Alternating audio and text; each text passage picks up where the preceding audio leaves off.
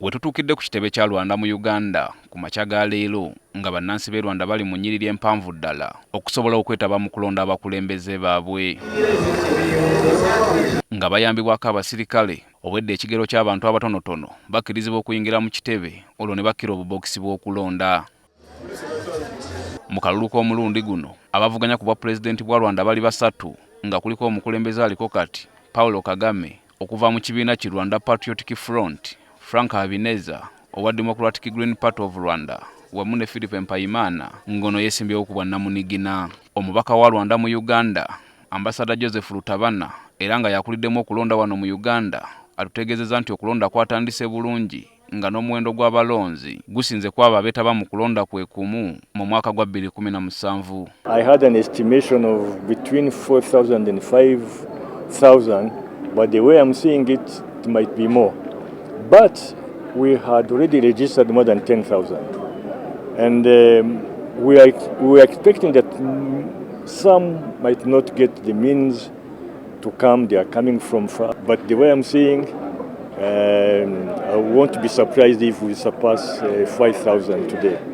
Lutabana era ayogedde ne ku bantu abangi abazze okulonda kyokka nga tebeewandiisa nga bateereddwawo emmeezi ey'enjawulo we basooka okwewandiisiza nga tebannakkirizibwa kukuba kalulu. We have this tent where people are not registered who are passing here for some other. We have some annexes. So they go there, they give them something to come and show the assessors, and we are dealing with that. So no big challenge so far. Wadde nga bawangaalira kuno abalonzi betwogeddeko nabo batubulidde engeri gye babadde bafunamu amawulire agakwata ku by'okulonda wamu na butya bwe bawulira oluvannyuma lw'okulonda. Batanze akalango ku machache odusabira tuwuliriza amahulire ku banyarwanda bari mu Rwanda batuburira ko bagenda gutora president. Owayo national ID ne bacekinga ku listi z'ebintu by'amanya oba bakuwandiikako, then bwe bakusangako ng'oyingira ng'olonda badde kwendi. Olimo kugenda ku ba president ku president we yagala notikinga then no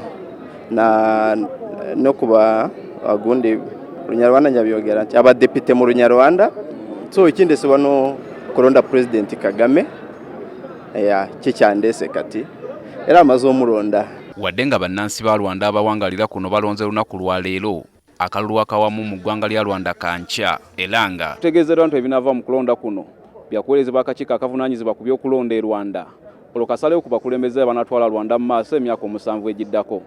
Peter Serugo, NTV ku ssaawa emu.